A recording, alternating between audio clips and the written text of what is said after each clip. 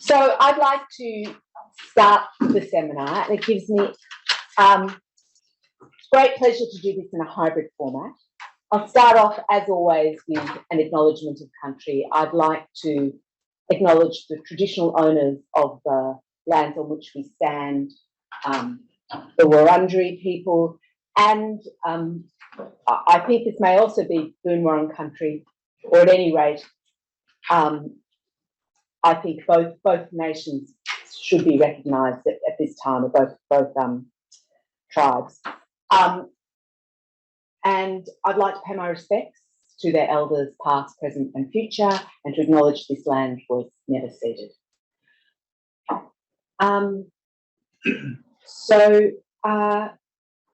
Hugely delighted to be here for Robyn and Mag's seminar series. They're talking about authentic assessment, a topic very dear to CRADLE's heart, in undergraduate science, something dear to my heart because it was my first degree, and a critical realist perspective, which I don't know if I'd say is dear to my heart, but I've certainly wrestled with over the years.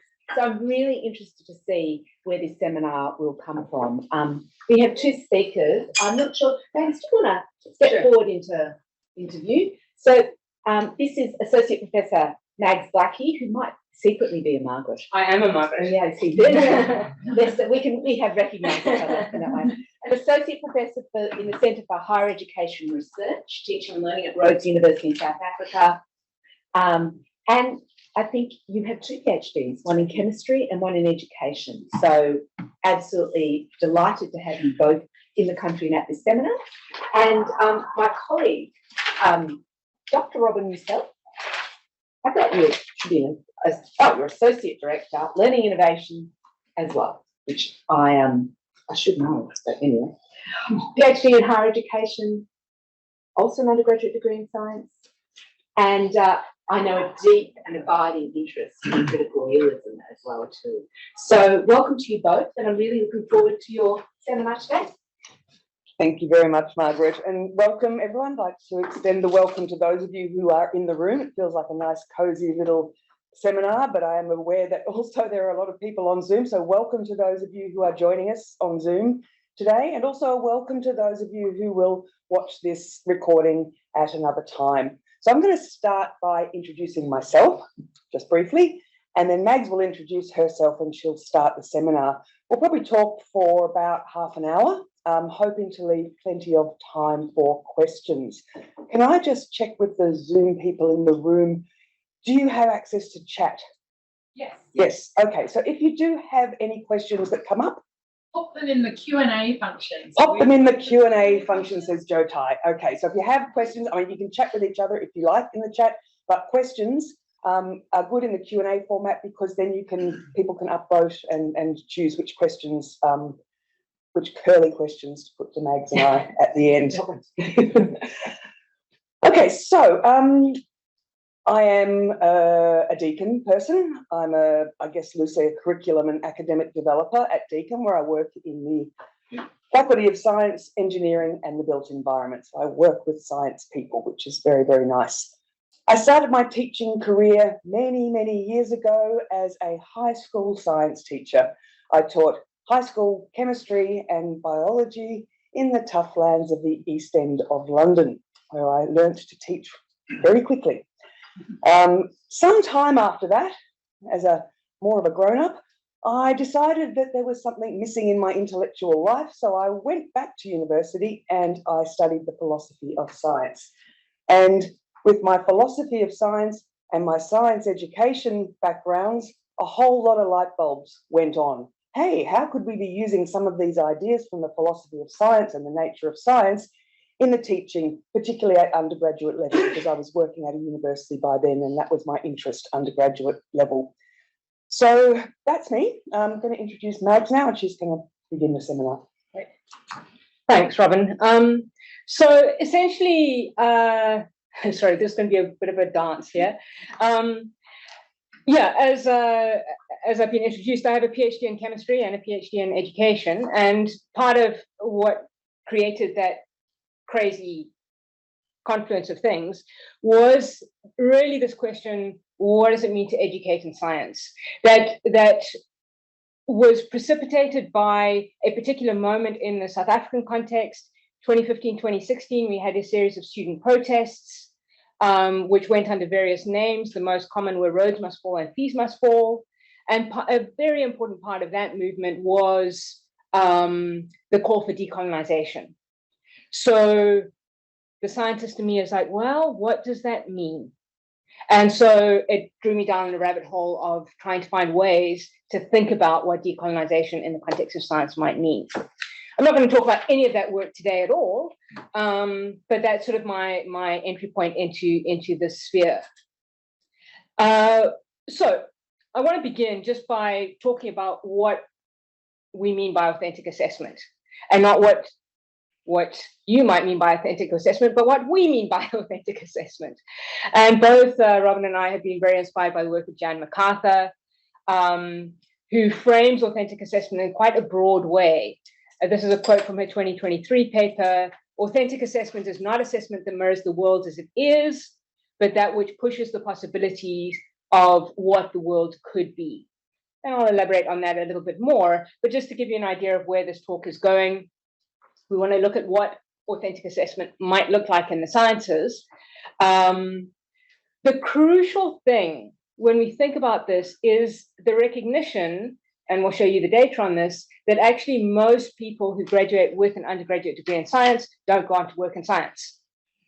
So authentic assessment that's oriented strictly towards work is an interesting idea. And so where we come in thinking much more broadly of what, if we're thinking more broadly about what the value of a science degree is, then perhaps we need to be thinking about the development of things like critical scientific literacy and that sort of thing. Before I go further with that, though, I want to say very clearly that I'm a chemist, right? We're going to teach the periodic table.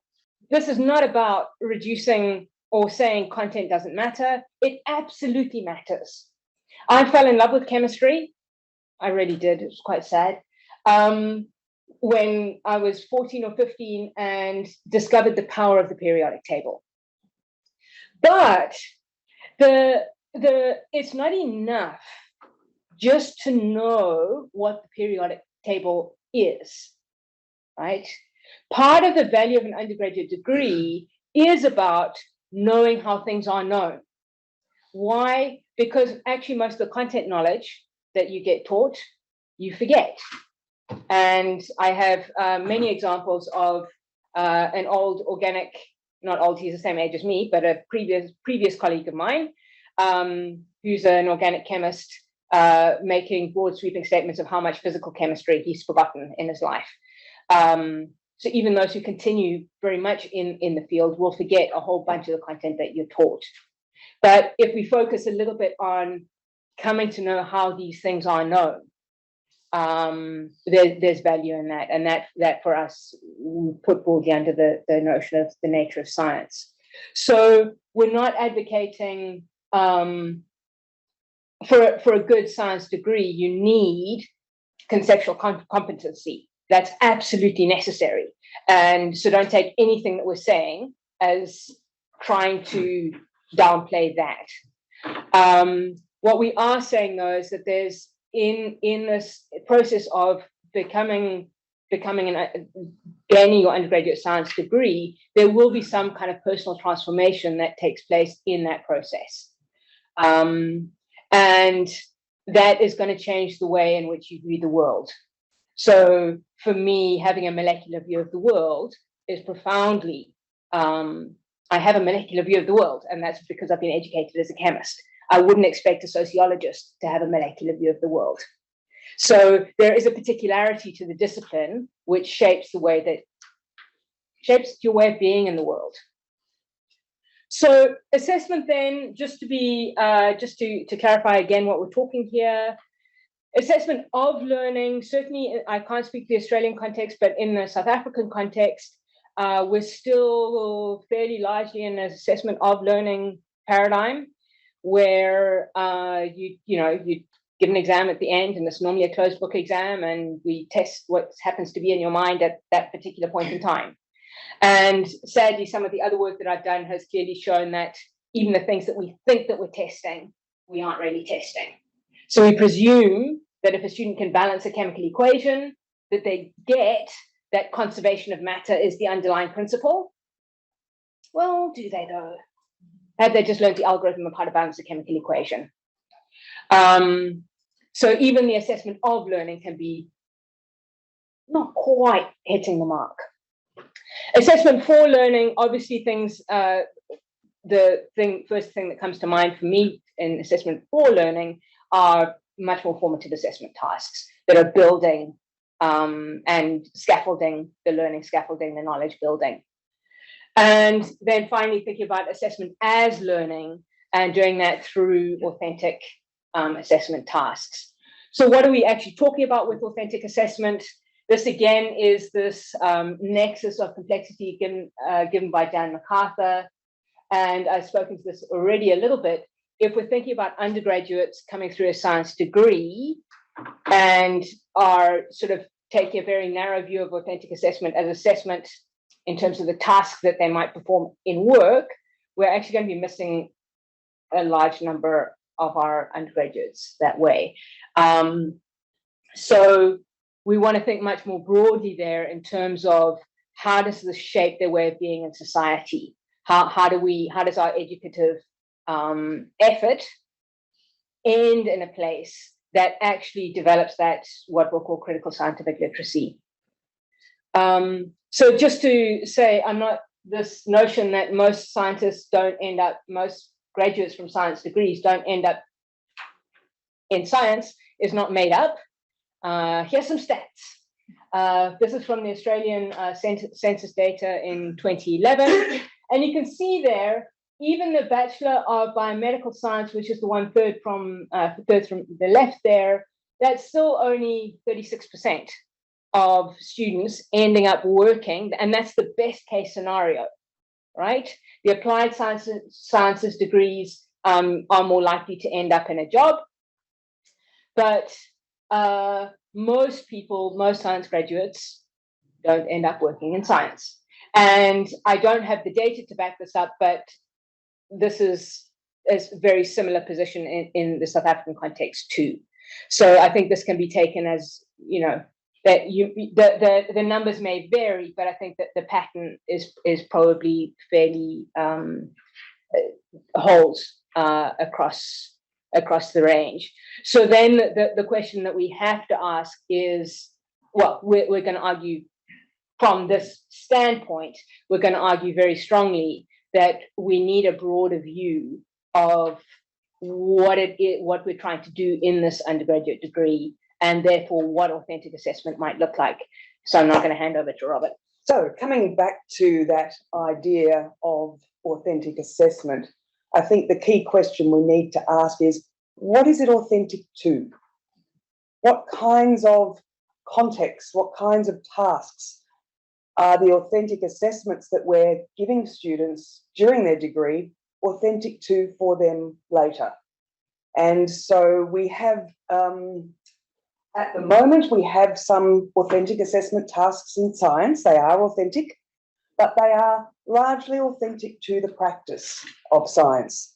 So we also, though, even in the world of work, we've got a lot of students who are going to be drawing on their very valuable scientific knowledge and skills in different contexts, in different work contexts. Could be policy, could be education, could be something completely different from science, but there is something that they're getting from science that is helping them, that they can transfer. We also need to think beyond the work context, as Jan MacArthur argues, and think about how are our assessments helping to transform the individual and thereby transform society. We live in a post-truth world. It is really, really important that our students develop critical scientific literacy. Are they developing that through the traditional assessments? The traditional assessments like lab reports, they help students who become scientists to write papers in science. The conference-style presentations, the posters, that's how scientists communicate with each other through those top two means.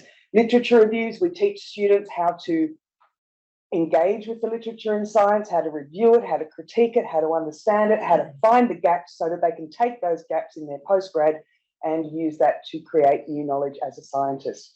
And prac exams, which I think could be used more, but prac exams are good for checking whether students can do the actual skills, the motor skills, the techniques that are used in science. But we need to ask about what the transferable knowledge and skills are to other contexts. And this is where our argument comes in. So the transferable skills from a science degree are pretty obvious. We know these. We know that no matter what discipline context students study at university, universities have spent a lot of effort trying to help students learn and recognise that they've learnt some of those generic skills, graduate capabilities, graduate attributes, whatever you want to call them, like teamwork and communication, that are transferable to a range of contexts. We've also got the science-based skills, and they are transferable mostly to the scientific practice context.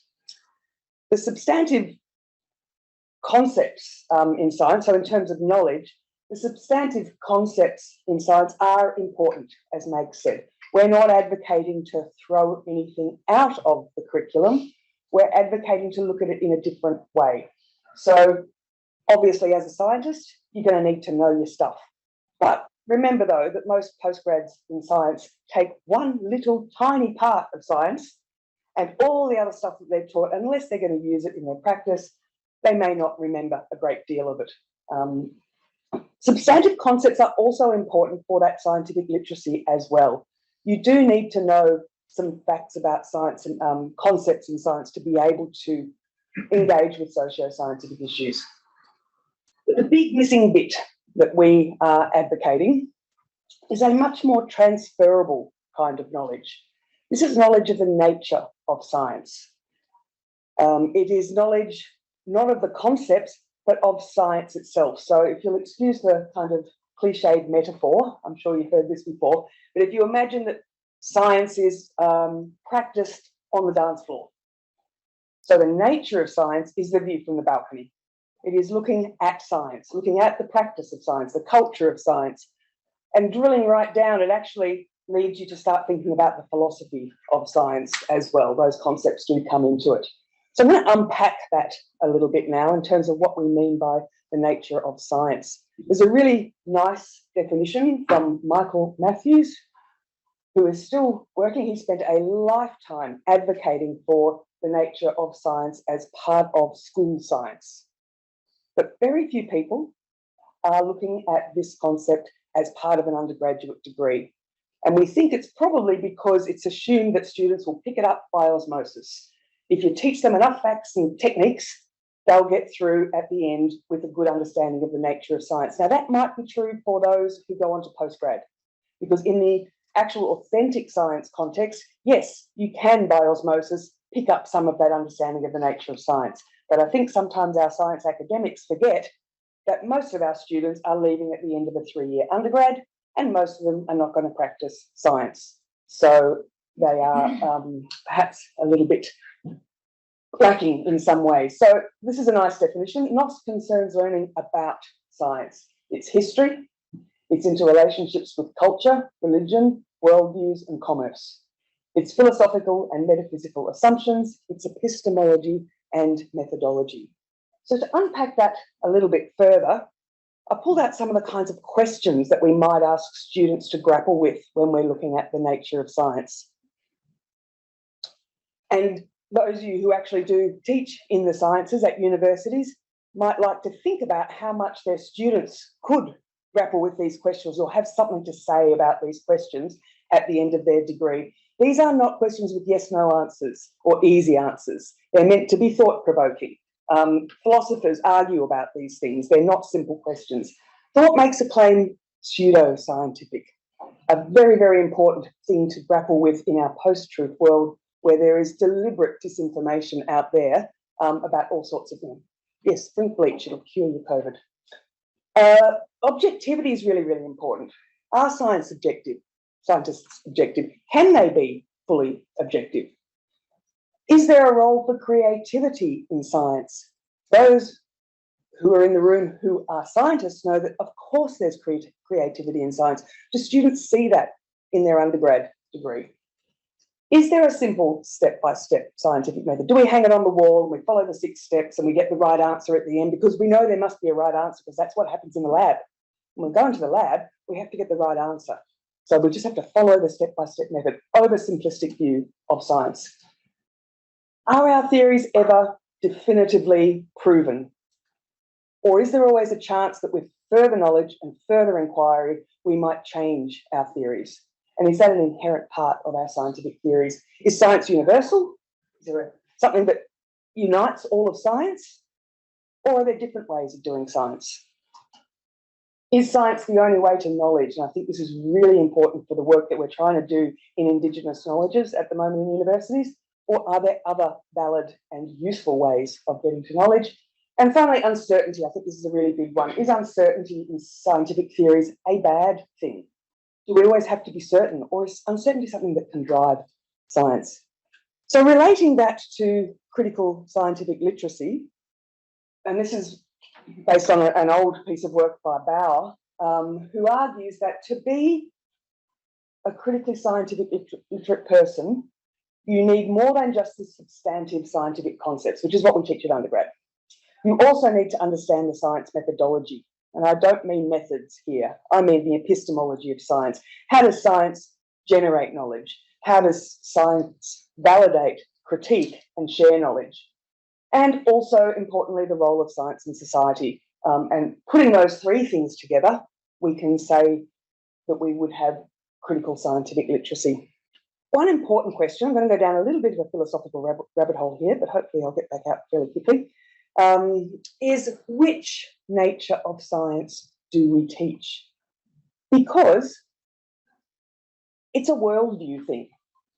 How I see the nature of science will be different from how a social constructivist sees the nature of science, or a positivist sees the nature of science.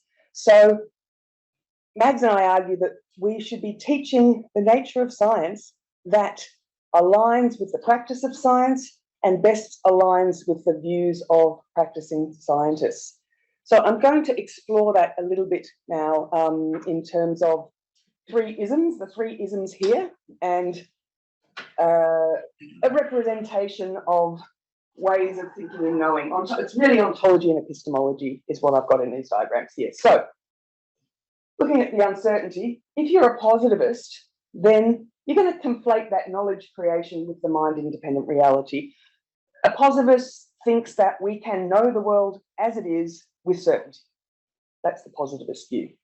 And so these 2 are kind of collapsed. On the other end of the spectrum, there's social constructivism, which is fine as a theory of knowledge acquisition, because when scientists create knowledge, students learn that knowledge. And I think we need to separate those out because it's very easy to conflate those. So for the social constructivists, they think these are the same. They don't kind of see the difference between creating new knowledge and acquiring new knowledge. They also, social constructivists, do not think that we can access this mind-independent reality. So we might as well just forget about that. But what that can lead to is a very quick slide into relativism, because if you take that green box out, there's no rope of truth to what there is, even if that rope of truth is not solid, to the independent reality. So we end up with, we've got theory A and we've got theory B, and it's who's got the most power and who's shouting the loudest that actually ends up informing which one wins. Whereas critical realism sits in the middle of those 2 positions and argues that scientific uncertainty is, or knowledge of a mind-independent reality, is possible, but always fallible. We're never going to know it exactly as it is. And on that note, I'm going to hand over to Mags, who's going to talk to you a bit more about critical realism. So just a quick skate through critical realism, not the whole of it, just one idea really, is this draws on the work of Roy Bhaskar. And essentially Bhaskar has got this nested view of reality, that the realm of the real is the realm, is the really essential part of that real are in that real world are the causal mechanisms, the things that cause things to happen.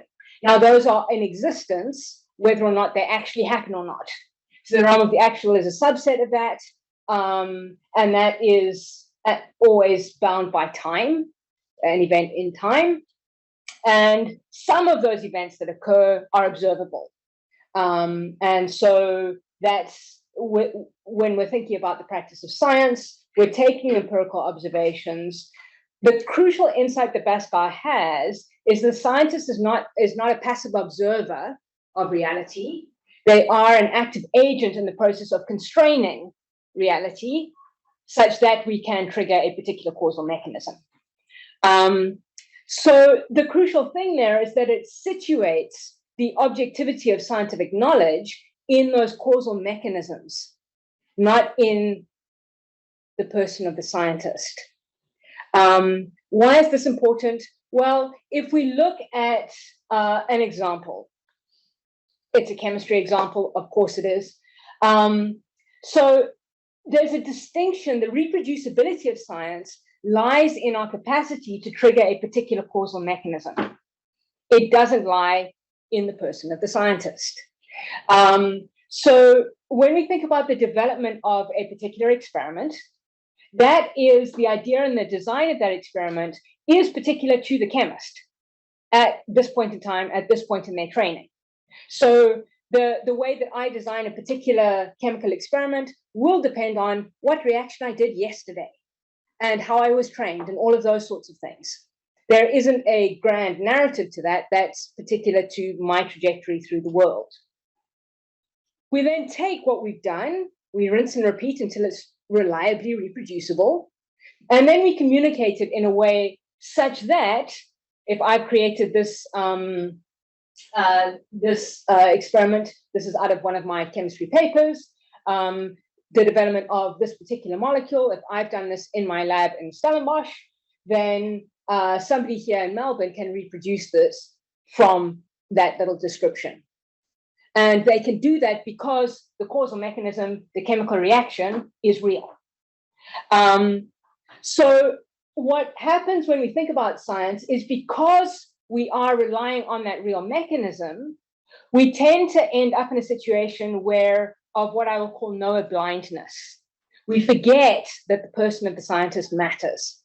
And so I argue quite strongly for the importance of knower awareness. It does matter who the scientist is, because they will do things in particular ways and bring particular perspectives to this thing. So in terms of critical realism, then, there are three key pillars for critical realism. The first one, we kind of keep laboring this point, is ontological realism. There is a real world out there that we can interrogate. And the way in which we describe that, the science that we use to describe that world, will be more or less robust and will be more or less useful in accurately describing that real world, but there's always going to be a separation between those two. And a new piece of data can come along, which means that we need to rethink how we understand it. And then the third bit, which is crucial, is judgmental rationality. There are better and worse theorems. There are theorems that describe more things and less things, or things that better and worse. So, and the theories that are most powerful are going to be those that most accurately describe what we think that we see, bearing in mind that our science is also a lens through which we view the world. So this, again, is out of that previous paper, is looking at the world of chemistry. Then we think about the world of chemistry, we're looking at the physical world at the molecular level, and that the canon of chemistry is our best description of the physical world at the molecular level. But the canon of chemistry is arrived at by the community of chemists. It doesn't fall from the sky. It's something that is commonly agreed on. So why is this important? Well, we're now going to sort of segue slightly into a piece of research that Robyn and I are currently doing. And if you're a chemist out there and want to be interviewed, just get in touch with either of us, is how do chemists think? This is really mostly Robyn and I wanted to come up with an idea that we could work on together. So this is where the project derived from. In her 2018 paper, which was part of her PhD, what Robyn did is she gave the critical realist framework to a bunch of natural scientists and then got them to discuss it. And it turned out that most of them, when you give them the framework, they're happy to subscribe to it because it makes sense. But what we want to do in this particular project is to say, okay, let's take chemists. Why? Because I'm a chemist. Let's just ask them about how they think about their research and their teaching and knowledge and what they think they're doing. And so we're going to give you a quick flyby of some of the early data that we've got on this. So one of the questions that I'm interested in looking at is this notion of objectivity and how scientists view objectivity. And these were two of the participants from South Africa. The one wants to take a view from nowhere, and the other one wants a view from everywhere. So the first one says, prior scientific knowledge is the lens through which we view anything that we can do. It takes a hell of a lot to stop and examine something as freshly as we possibly can without existing influences. So she wants to remove the scientific lenses and thinks that objectivity is going to come through that. And then the other colleague, a man, says, of course, any science I do is completely subjective. He's saying this partly because he knows my own work. My prior experience and knowledge shape what I do. If there was equal participation from people from all backgrounds and all parts of the world, then science could be said to be objective. Now, you imagine you're a little undergraduate sitting in your class, and you're taught by this person the first week and this person the second week. It's entirely possible. Secondly, this is one person speaking. The beginning of the interview, I'm asking her about, she's a synthetic chemist, I'm asking her about what she does. And she says, we set out to make the final target compound. There is irrefutable evidence in terms of spectroscopic data. I can show my data to fellow scientists and they will come to the same answer because there is only one answer. Everything is defined, everything is measurable. It's beautiful. And then later on in the interview, about half an hour later in the interview, I ask this question, do you think a bond is real? And she comes up with this beautiful, who cares, it works, essentially is her answer. Something of a mismatch between those two. And I'll hand back to Robyn to. And this is just an example from the data set that, of the interviews that I've done in Australia. And once again, this is the same person, the same academic.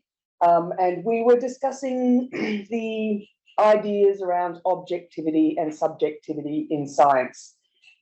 And so in the first sentence, I'm hearing quite loudly that science is objective. If all the checks and balances and a procedure are in place, then you can be completely objective, where you're absolutely certain that the result you've got is true, but it's very difficult to get to. And again, a little later, probably only 5 minutes later, we were starting to look at the phases of scientific research, identifying a problem, devising an investigation, analysing data, etc. And the same person was seeing subjectivity in all of those phases of research. The human input can really influence the outcomes of research. We're finding this interesting, really interesting. I don't think that it's because people are not clever.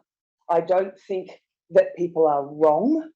I think it's really interesting that we're getting this contradiction, this cognitive dissonance in the way that people, and also the fact that a lot of scientists will subscribe to critical realism, but sometimes they talk about their work in quite a positivist way. So that's something that we're going to be looking at a little bit further. So just to bring us back to the topic of authentic assessment, key point, most of the undergraduates sitting in our classes will never use the content we teach again, but they will use something. They will get something from their undergraduate degree. Do they know what it is? Do we know what it is? Perhaps a little bit more of a stronger focus on the nature of science as a piece of transferable knowledge may go some way to addressing the very restricted way in which we do authentic assessment in the sciences. So we need to have assessment tasks that make the nature of science visible. And so we thought we'd finish off very practically with a few suggestions and examples and things to think about. So, how could we assess nature of science as part of an authentic assessment? So Mags came up with the first one. A simple titration could be augmented in two different ways. Firstly, we could actually assess that as a lab technique rather than assessing it through the lab report that the student writes after they've done the titration. I think we need to, if we're going to be assessing skills, we need to be assessing skills, the actual skills we think we're assessing. But perhaps adding some simple questions like, why do we have to get 3 similar values? Starting to get students to think about the difference between accuracy and precision and how important those things are to science. I think the authentic inquiry context is ripe for opportunities to get students to reflect on what they've learnt about the nature of science from doing a piece of authentic inquiry. So we could ask students to think about, what did you learn about creativity?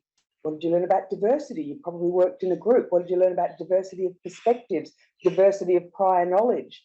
Brings up something in the philosophy of science called the theory latentness of observation. We don't observe cold. We don't observe atheoretically. If you show a microscope slide with a cell on it to a 5-year-old and a biology researcher, they're going to see the same thing, but they're not going to see the same thing. They're going to see something else. So we can get students to reflect on that through the process of authentic inquiry. And another really good opportunity, and this is used a lot, I know, in the school science, is rather than just presenting the theoretical knowledge as done and dusted because someone followed the scientific method and got the right answer, perhaps getting students to reflect on the historical development of theories and what that shows us about the messy nature of science, the wrong turns, the power games as well, because power games do exist in science as well, the disagreements, the paradigm shifts, how do things change in science? There's another useful opportunity, and perhaps people might have some other examples of their own when we get to the discussion. So that's pretty much all we wanted to say at this point, but we would really love to have any questions or comments, both from the Zoom, from the Q&A in Zoom, or in the room. So while Joe's having a look through the Q&A in Zoom, we might start with the room and see if there's any questions. I'll start, unless someone else has one. Are you happy to facilitate your own questions? Yes. Yeah, excellent. So my question, otherwise I'll be facilitating myself. My question is around authenticity. So Tim, yes, he's somewhere in this room still, and I were talking this morning about how it's something the students need to have some resonance with the authenticity as well too. And my experience with many students, not all, is that often undergraduate students dislike uncertainty. They dislike these sorts of challenges. They want something that works really well, and they love it if their titration gets the same answer every time and it's perfect and neat, and they don't want to contemplate the messiness. So I guess I was wondering about how the students' view of possible slight antipathy towards messiness might influence authenticity. I might start from the Australian context, if that's okay, because I used to teach a unit of study at a different university called Science and Society. There is now a similar unit at Deakin, and I got students to do a pre and post reflection as part of that unit, and one of the questions was about uncertainty. And there was a huge shift from engaging with some of these ideas around the nature of science in, I used to think uncertainty was a bad thing in science. I got into science because I like right and wrong answers. I like to be sure about things. It makes me feel comfortable. But now I realise that uncertainty is what drives science. And if we didn't have uncertainty, why would we keep investigating? So I think it's a matter of bringing the students along on that journey with us, and preferably from early on in the degree, but also in ordinary science units, giving them the opportunity to fail and get it wrong. I think that's really, really important. I think sometimes students will get into honours and they'll try their first, it doesn't work, and there'll be meltdown. Oh my God, it didn't work because everything I did before worked, but everything I did before was very well managed. everyone knew the answer before they started. I think I want to add to that, and that is, I think it's useful to make the distinction between insecurity and uncertainty. And I think that often gets conflated. That just because we have uncertainty doesn't mean that it's that recognition that there is a basis in which to say, actually, there is a better answer and a worse answer. We can know this with some degree. We know that this is true because it continues to work, but the true bit is saying, and it could be a better answer. It's not that this answer is wrong. It's that, so uncertainty doesn't mean insecurity, right? It means that we must always be asking more. And sometimes you want to take the pragmatic approach of, I've got an answer, it's good enough. So I think engaging with all of those things, that it isn't about perfection, it's about knowing at what point you say, okay, good enough. Titration, as you know, within 0.5, it's good enough. Move on. So I think all of that kind of thing, which is different to saying there is a right answer and there's a wrong answer. So I think it depends very much how you frame that uncertainty as being, well, we can't really know anything. No, that's not what we're saying. So I think it's a fair point. I think we do have to manage students' expectations, but I think failure to do that is such a missed opportunity, because they're going to go out into the real world. And if education is supposed to be transformative, can we do that, please? They're going to say, we need to wait till we have certainty on climate change before we act. And everyone's heard that argument. So, yeah, that's what we're trying to avoid. Just on that last comment about the movement towards certainty, for asking more important questions, why'd you go for Rhodes rather than Charles Peirce? I mean, why not pragmatism, which actually has an understanding of how we move towards more certain knowledge through the social and through the method of science, rather than Rhodes' rather vague, wandering around? Sure, fair enough.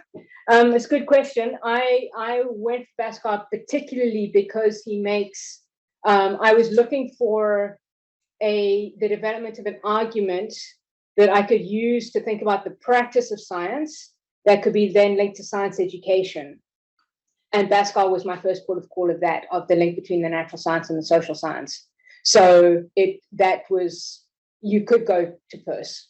You would create a different argument, you could go to Peirce. I wanted something that would hold those two worlds together. I think my answer to that might be slightly different, in that I like Peirce's work and I like pragmatism, and I was initially drawn to pragmatism, but what was missing was there wasn't a strong enough ontological reality for me. It was veering a little bit towards instrumentalism, which is not a bad place to be, but it just didn't sit. I mean, it's a worldview, so everything sits with people differently, but I felt that pragmatism got a little bit too close to instrumentalism, which meant if it works, it works, who cares if it's real? And for me, the realist part of it sat well with the way that scientists think as well, and science education therefore. Well, following up on the real, we divide the science curriculum into knowledge and skills sort of things, so in the school curriculum. Can we teach the nature of science without doing science?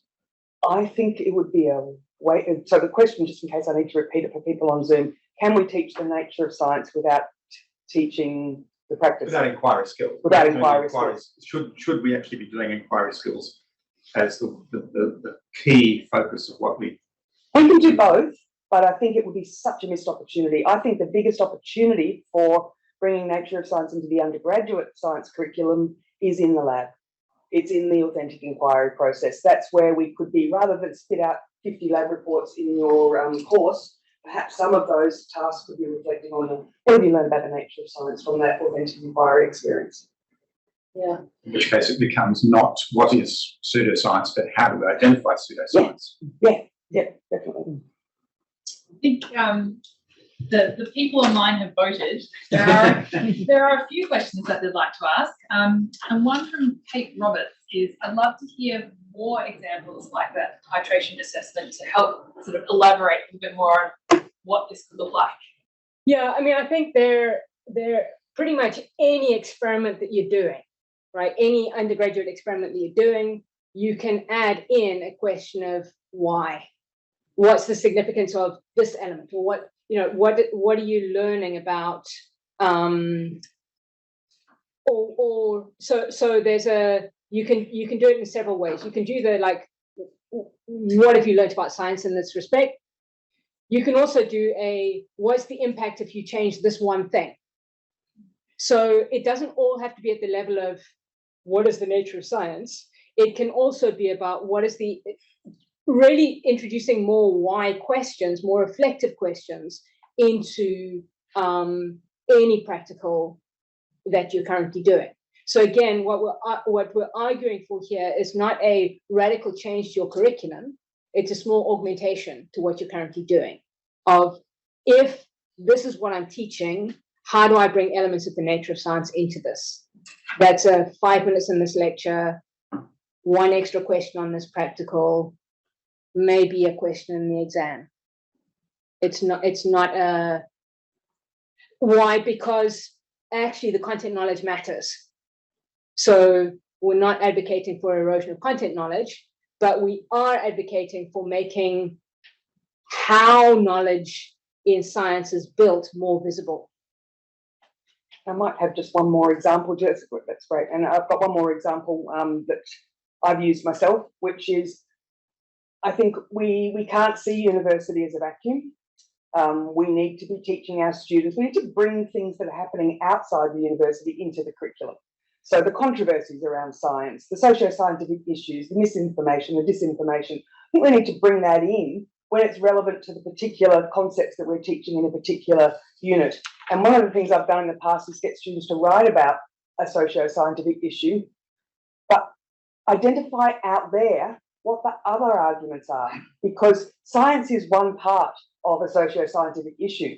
You've also got the economic perspectives, the political perspectives, the moral perspectives, all of those other things that people bring, and not everybody values them in the same hierarchy. So for scientists, if there's evidence, that's it, gold star, number one, we don't need to care about anything else. That's probably an exaggeration, I know, but someone who has a strong political or economic motive is going to skirt around some of those inconvenient facts and possibly twist them around. So getting students to look outside of the university for how people are engaging with science can help them to see the place of science in society, rather than that victory narrative of, what has science done for the world? And I've seen some units that have been created, like Big Ideas in Science, and it's all about what science can do for the world. Yes, science does great things for the world, but it also can be misused, can be part of the dangers of the world. So I think bringing that into the classroom is useful. We've got more questions online. And I think there was you had a slide where you were talking about what happens in undergraduate, what happens in postgraduate. So Karen Moses asked, what happens to the undergraduate education of those who do go on to postgraduate science? Where do they get the education they need? Is this authentic, transferable science also what they need? So yes, Karen. I think what we're saying here is that from the perspective of a science academic who's gone through their undergrad, learnt the substantive science concepts and the basic skills, started to engage with the more methodological questions at postgrad. Do they get that? I don't know. Possibly when they go out into the world. It all builds towards what we want. So we want the same things for undergrad and postgrad in terms of the nature of science as much as possible. So rather than seeing undergrad as a step one of the entire undergrad postgrad experience, because our students are not going on to postgrad in great numbers, then I think what we need to do is bring some of that stuff that they might have been picking up through osmosis in their postgrad, make it more obvious, make it more explicit in the curriculum, and get students to think about and engage with it at the undergraduate level, so that both the scientists and the non-scientists, because they're all going to be going out there and using their science knowledge in society, talking to Uncle Bob at the barbecue. There shouldn't be a difference there. Yeah, I just want to follow on from that and say, again, we're not advocating for a different curriculum. We're advocating for a small augmentation. So we are not trying to undermine strong conceptual understanding at the undergraduate level. That is essential. This is but is that sufficient? Is learning about the periodic table sufficient to create a chemist? And I think we need a bit more. I was just thinking, there's been several kind of movements and waves of things like teaching history of science or philosophy of science, teaching critical thinking, but frankly, none of them stuck, right? Do you have any comment on how this is different, or what aspects of it theoretically are different, or is it a sociological element? So I think that often it may be different in Australia. I can't speak to the Australian context, but certainly when there have been moves to do that in South Africa, maybe it often happens that there's a champion in the department who wants to do this thing, and then they teach that module, and then they leave and the module collapses. So what we're arguing for here is an augmentation throughout the curriculum. It doesn't require a particular champion, and it doesn't require teaching by a philosopher of science person, which is the other thing that happens. And then it ends up being a course in philosophy that the students complain about because it has no relevance to what they're really studying. So for us, it has to be fully integrated, and not overwhelming, but fully integrated into the entire undergraduate curriculum. That's a big ask, I understand. But I think if we can provide opportunities for small things, it's very easy. Like, why would you argue against doing that? Right? So a small additional task rather than a rethinking. We need to rethink our entire practical curriculum so that it includes nature of science. No. I think also that in the Australian context, I don't think there's a great deal of difference there. There have been people say, make everybody do a first year history and philosophy of science unit, tick, everybody will understand the nature of science. We need to apply that in the science context. I have done the whole degree in history and philosophy of science, and while I loved it, I understand it's not everybody's cup of tea.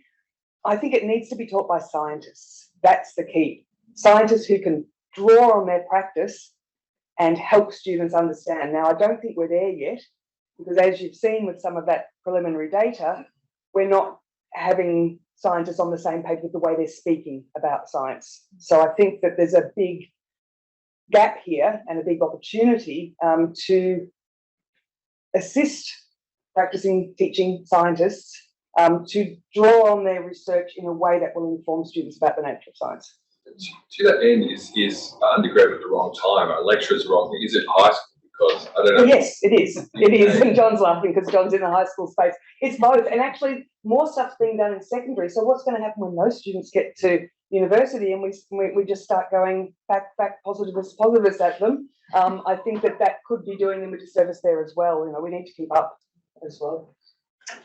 I'd just love to get your thoughts on where the whole ungrading conversation sits alongside the things that you've been talking about, because we still design curricula, we design the activities, we design the assessment, and there are these numbers that kind of just fall out the other end, very quantitative results that we give students. So it's a really exciting conversations happening around ungrading, whether it's just pass-fail units or everything else in between. Just love to get your thoughts on how that could move us in this direction. Do you know the ungrading? I do know the ungrading, but I'll let you answer first because I need to get my thoughts around it. Look, I think when you're starting to use reflective practice as part of assessment, and we're doing that more, and I think it's a very good thing, then grading doesn't make as much sense. So if you start to take the types of tasks and make them more meaningful and more authentic, the less grading even makes sense to differentiate between students. How we actually bring actual nature of science assessments into the ungrading paradigm, I don't know. I think we over-assess like mad. I'm about to collect some data from one particular school where our Bachelor of Science is taught. I'm about to look at the Bachelor of Science and have a look at how many lab reports there are across that Bachelor of Science. And I'm going to look at how many authentic tasks are authentic to the sciences disciplines, but are there any of these other authentic tasks out there? There are some that I know of, but I think the more we move towards authentic, the less we're going to rely on grading. But I probably don't have an answer to your question. Yeah, I mean, I think that we have a systemic issue, certainly in the South African context, of things like how students are chosen for bursaries so we have a paid system of university, how students are selected for bursaries. You need a mark, you need to be able to distinguish this person from this person. So for us, the ungrading conversation in the South African context, without a shift in the broader landscape within which the students have to operate, that structure will prevent a massive change at this point in time. I've just got that. You've just got our evaluates back. And one of the students in their evaluate comment said, "Can we please just have a satisfactory, unsatisfactory?" Oh. That's actually a result of a very eccentric way I tend to teach, rather than the fact, it still is great because we have to. We don't have any choice in it. So it's interesting that if we present, as you do, this kind of education to students, they will actually start to demand the kind of rating that you want. Right, that's great. There's one more question that I think we'll ask from the online, then I'll draw a formal close to the proceedings, and then we can sit around and chat some more. The online question is, thank you for a thought-provoking presentation, Robyn and Max. You have focused on authenticity, and also I see some elements for social justice curriculum. Is this important, do you think?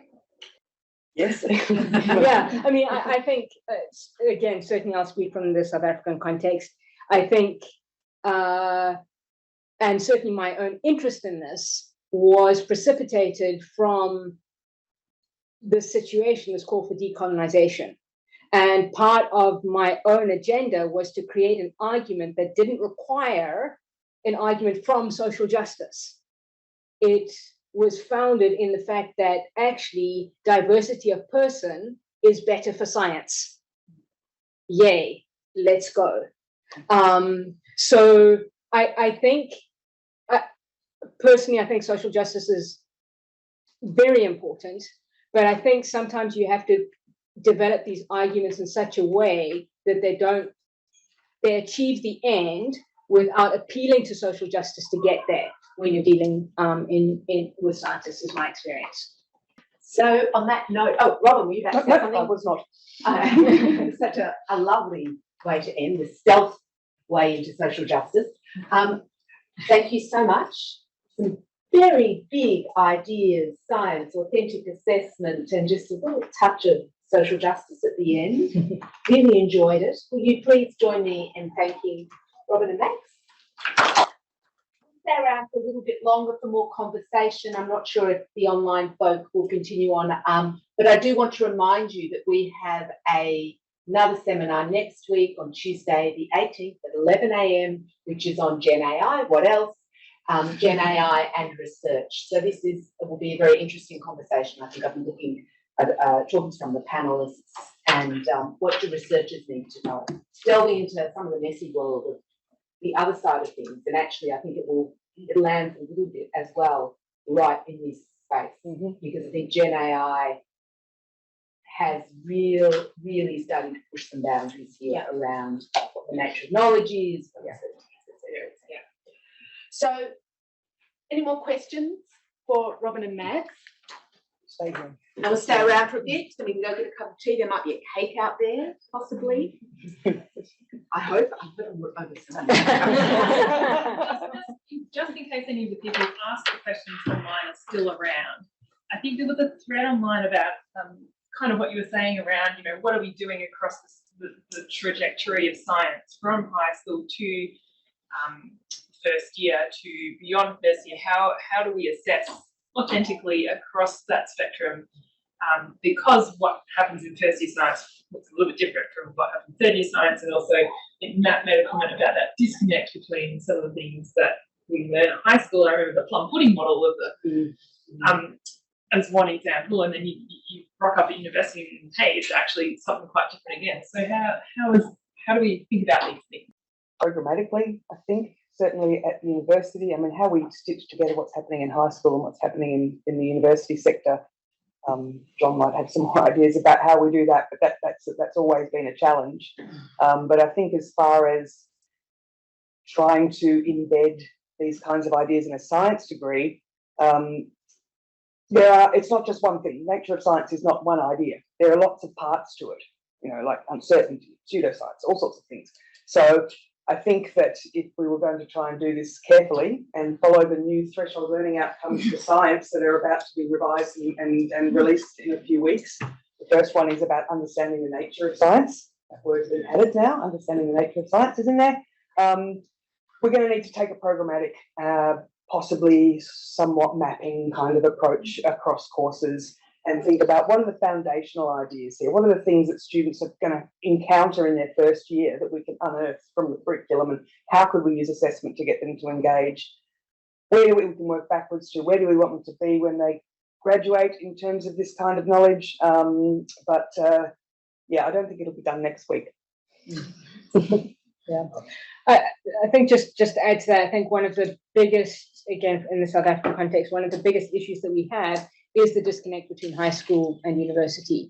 And for the most part, most academics are attempting to teach to the high school curriculum that they went through, as opposed to the high school curriculum that currently exists, which are not quite the same thing. So really, some kind of better communication in that nexus, and wow, I don't know how to achieve that. Through the BCAA and what we're doing. I mean, coming from science education, Deakin, I'll throw in the magic word of representations. The way that we do allow that progression of students is that we make them clear that every what we give them is a representation. And we get them to actually refine and develop those representations. So that representations are a way of understanding phenomena in the real world. And none are right or wrong, but there are better or worse ones.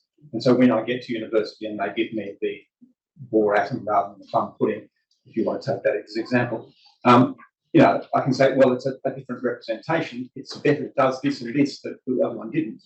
I don't throw out any representations. I just acquire a greater set and I find connections between them.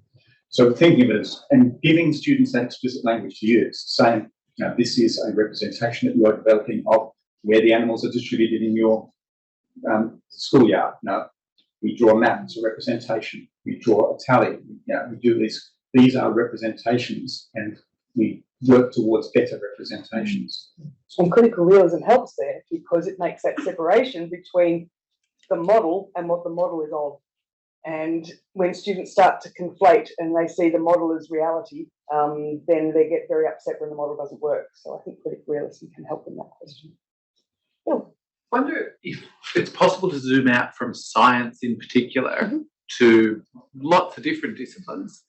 Because if we look at, say, the harms of artificial intelligence or whatever, a lot of the arguments we could make there are possibly similar to the ones that you're making here, though I think people who do a computing degree in AI are probably very likely to get a job in AI now. There are some fields where, the conversation of you won't get a job in our field has been there for a long time. If you do a degree in the creative arts, there's a bit of a shared understanding, though the stats suggest that you're more likely to get a job that you think is relevant to your degree if you do a creative arts degree than a science degree. I've blathered. The core of the question, sorry. Welcome to my world. Poor practice, Phil. The core of the question is, I guess, how can we apply your thinking here, the nature of science, across other disciplines? What's it look like in business or creative arts or education? I have thought about this. I don't know if I have an answer, but I have thought about it, and I'm working on a project looking at those threshold learning outcomes for science that we had that came out about 12 years ago from the national project. There were also a set of them for most of the other disciplines as well. And so I think it comes down to discipline epistemology. I think that it is something that is not done clearly. And so I've been working with someone to look into all of those documents and look, is discipline epistemology apparent in your statements? It is apparent in the science statements. I don't know that it's apparent in all of the statements from the, and of course it's very, very different. And another piece of research that I'm hoping to do is to take what I did with the nature of science, with science academics, where I interviewed them on here's positivism, here's critical realism, here's social constructivism, here's some diagrams, what do you reckon? And mostly it was, well, all of them, it was critical realism. The others didn't make a lot of sense. To take that idea and see if we can apply that in other disciplines. So asking sociology lecturers, asking health science is quite a lot of synergies with science, but political science, any other discipline, how do you see the way that knowledge is created in your discipline? How do you see the epistemology of your discipline and the culture of your discipline as well? And how do your students learn that?